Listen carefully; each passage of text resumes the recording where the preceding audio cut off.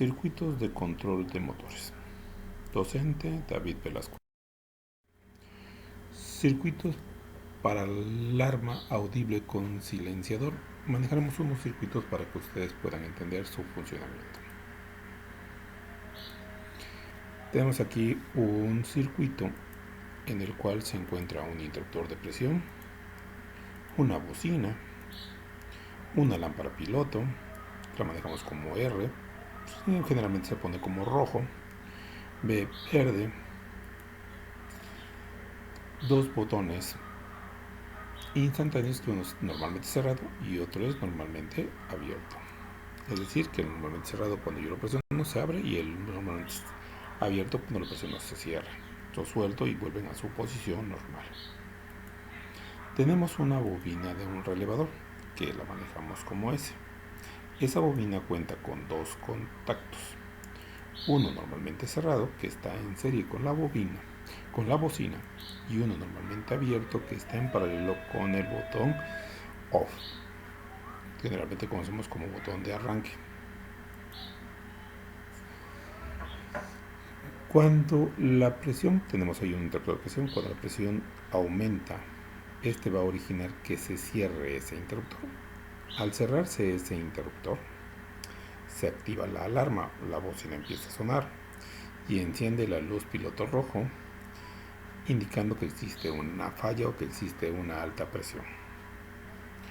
Para eliminar la bocina, porque a veces es molesto estarla escuchando, pero sigue el botón, va a seguir prendido el botón piloto, lo que tenemos que hacer es presionar el botón OFF, que yo les había dicho que era el de arranque. Al presionar el botón OFF, activamos la bobina del relevador S y abre el contacto que está en serie con la bocina, originando que ésta se apague, y además cierra el contacto que está en paralelo con OFF, de tal manera que cuando yo suelto el botón de OFF, la bobina queda energizada nuevamente, indefinidamente, hasta que se corrija la falla. Entonces se cierra el contacto, soltamos el botón, que esto es una fracción de segundos, y sigue permaneciendo cerrada, o mejor dicho, energizada la bobina S. La lámpara sigue encendida. Cuando la presión tiende a disminuir, lo que va a hacer es desconectar todo. Circuito de control de arranque manual con un selector. Este selector tiene tres posiciones: una que es apagado, una que es manual y la otra que es automático. La línea 1 y la línea 2 tienen dos contactos normalmente abiertos, que pueden ser o fusibles o simplemente un interruptor bifásico. Tenemos dos líneas que pueden tener dos fusibles, uno sobre la línea 1 y uno sobre la línea 2, o un interruptor de cuchillas que los va a cerrar. Cuando lo cierra, llega energía hacia el interruptor selector. Este interruptor tiene tres posiciones: la posición de apagado, que es en la que está, la posición manual, que es hacia arriba, y la posición de automático, que es hacia abajo.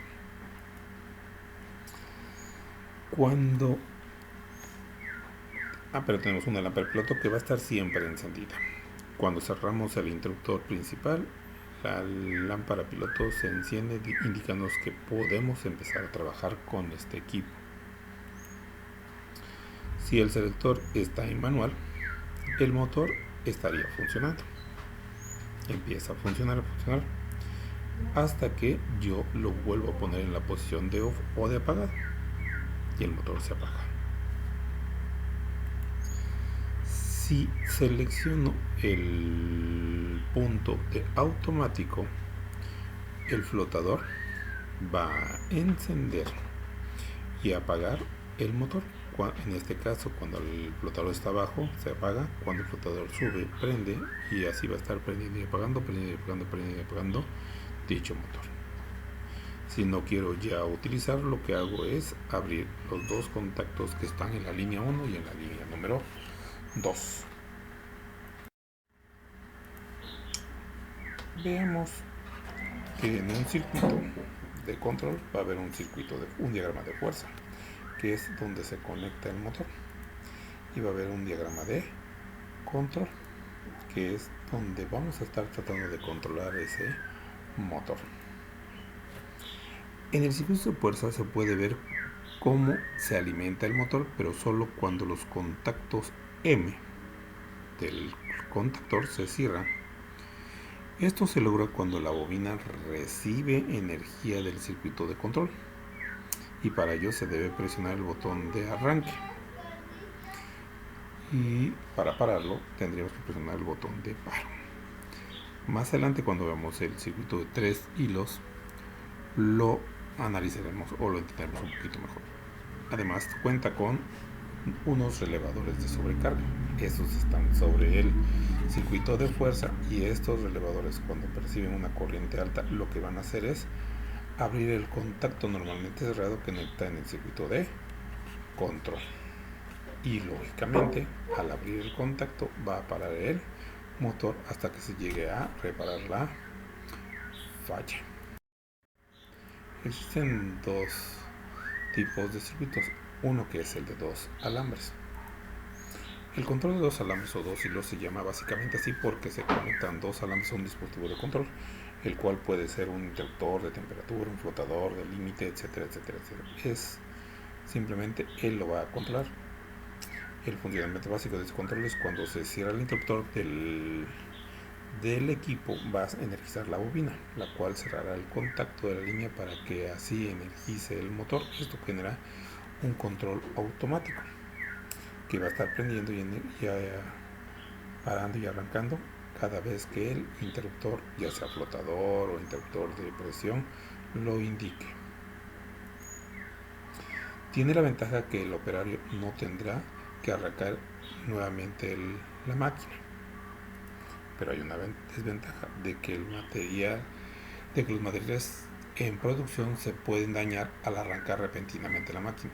¿Por qué? Porque si se energiza nuevamente puede empezar a funcionar y no hay quien controle esa maquinaria. Veamos los dos circuitos de control que tenemos. Este es el circuito que tenemos de dos hilos. En el circuito de conexión se puede observar perfectamente cómo se encontrarían los equipos. Los dos circuitos es el mismo. Te presenta el diagrama esquemático y el diagrama de conexión. El primero es el diagrama esquemático. Ahí podemos un dispositivo de control que puede ser un flotador. Ese flotador va a controlar la bobina del contactor, que va a hacer que el motor empiece a funcionar. Aquí en el diagrama de conexión,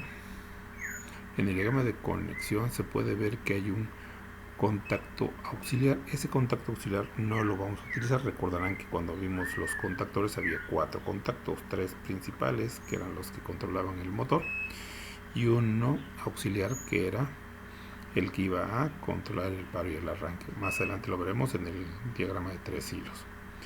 Cuando el flotador sube, energiza la bobina, cierra los contactos y el motor empieza a funcionar. Hay dos relevadores de sobrecarga. Estos dos relevadores de sobrecarga controlan dos contactos normalmente cerrados en el circuito de control, y al demandar demasiada corriente lo abrirá, con lo cual el motor se detendrá. Si se cambia el relevador de sobrecarga, aquí existe el problema. Cuando se cambia o se corrige el relevador de sobrecarga, automáticamente el motor o arranca o para, dependiendo del interruptor flotador. El diagrama de control de 3 hilos. Este tipo de control es llamado así dado que el contactor está conectado a 3 alambres. En este control se utilizan dispositivos piloto como pueden ser las estaciones de botones. ya sea de contactos momentáneos. Casi por lo regular no se utilizan los contactos permanentes. También se suele utilizar interruptores dentro de un circuito de control, como puede ser de límite de presión, etc. El control de tres alambres es conocido como protección contra faltas de voltaje. Cuando se falla el voltaje, el motor siempre se va a parar y para poder arrancarlo tenemos que volverlo a arrancar. Esto nos dice que en caso de falta de voltaje el arrancador se desconectará, pero a diferencia del control de alambre, este no se pondrá en funcionamiento en el momento que se recupere la energía. La característica principal es que se utiliza un contacto auxiliar en el contactor para mantener el circuito cerrado. Veamos. Aquí tenemos el diagrama esquemático y el diagrama de conexión. Veamos que ahora ya tenemos un botón de paro y un botón de arranque. Se le conoce de 3 hilos porque aquí va a haber uno que entra al paro, uno que va del paro al arranque y otro que va del arranque hacia la bobina. Por eso dice de 3 hilos. Podemos observar lo siguiente. En este diagrama se muestra básicamente el control que se describe de la siguiente manera. Se presiona el botón de arranque. Al presionar el botón de arranque se energiza la bobina M. Cierra sus contactos M en el diagrama de fuerza, haciendo que el motor empiece a funcionar. Pero además se cierra el contacto M o el contacto auxiliar en el circuito de control que está en paralelo con el botón de arranque. Y aunque se suelte el botón de arranque, que vuelve a abrirse, no se desenergiza la bobina, sino el motor sigue funcionando. Seguirá funcionando todo el tiempo. ¿Por qué? Porque la corriente, en lugar de pasar por el botón de arranque, pasa por el botón auxiliar, el contacto auxiliar. Cuando se oprime el botón de paro, es para parar nuestro botón motor, se abrirá el circuito y la bobina pierde energía. Al perder energía, todos sus contactos se vuelven a abrir. Esto que va a originar que el motor se pare y que la bobina quede desenergizada. Cuando se suelta el botón de paro, se cierra, pero ya no puede pasar ni por el botón de arranque ni por el contacto auxiliar.